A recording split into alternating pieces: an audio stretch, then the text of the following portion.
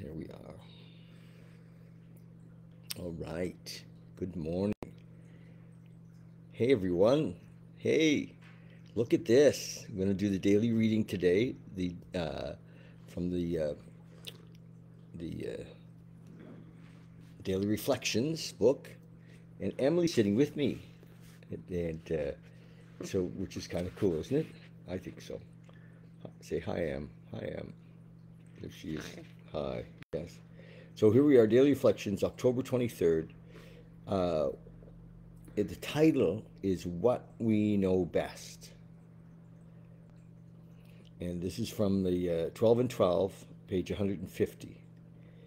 Shoemaker, stick to thy last. Better do one thing supremely than many things badly.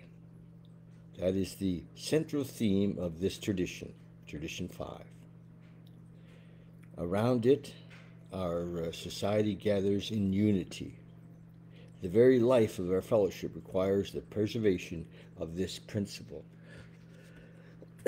So what we do, you know, our whole purpose, of course, is to help the alcoholic who still suffers, and that's the deal. That's what we do. We're not therapists, although kind of some ways we are, you know, but it's a mixed bag, but it's still to the same end. And then it goes on to say the survival of AA depends upon unity. Oh, Emily and I just talked about that this morning, didn't we? We did, didn't we? Yes, we talked about unity and how sometimes some groups say, don't go to that group. I've done that myself. I have. And I went to a meeting the other night, actually, that I haven't been to in 40 years because I had a judgment on the meeting. And I thought, hell, I've got to go.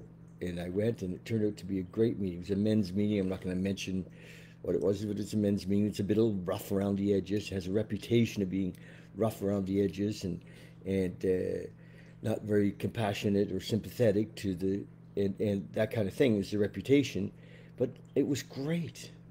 You know, it was really a good meeting, and I was like, wow, am I ever glad I came here? and I met a newcomer, which is like, you know, which is what I love to go to meetings for, is to meet newcomers. The survival of AA depends upon unity. What would happen if a group decided to become an employment agency? Oh my God. It's funny because it's not to say that from time to time we don't help people find jobs, because sometimes we do, don't we? Yeah. And too much specialization leads us to no specialization, to frittering of efforts, and finally to decline. I have the qualifications to share my suffering and my way of recovery with the newcomer. So that's the deal.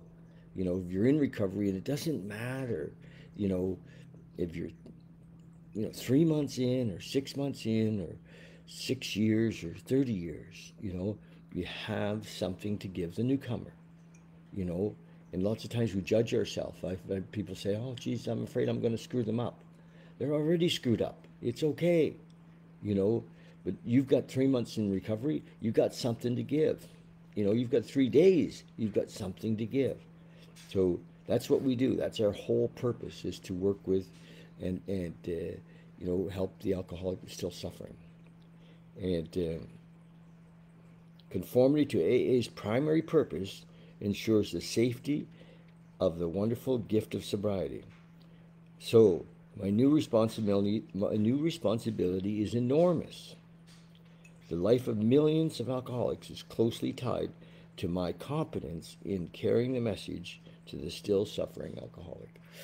And I just want to say that, you know, competence in carrying the message to still suffering alcoholic, there's no test. Since the very early days in my recovery, I've gone across the room and shook the hand of the newcomer. I mean, I just do it. Since the beginning, I just do it. And it doesn't mean that anything, you know. It's like, it is funny. Some of you relate to this. There's we get in our heads, we play the film, we think, oh, I can't go say hello to him because he's going to want me to sponsor him, and I don't have time to sponsor him, or I'm not a very good sponsor, all that. Just forget all that bullshit. Just say hello, welcome the newcomer, and ask some questions, take him for coffee, go for coffee with the group. And this is the welcome of the newcomer is primary. It's primary. I met a girl yesterday at a meeting, at Johnny's birthday meeting, and she said she went to her first meeting and she made herself kind of look so good that they asked her to read how it works because they thought she'd been going to meetings forever. But it was all an act. It was her first meeting, and she started to read from the book. She'd never even seen the book before, and she said she broke down and started crying, and the facade was over. But the newcomer does show up trying to look good.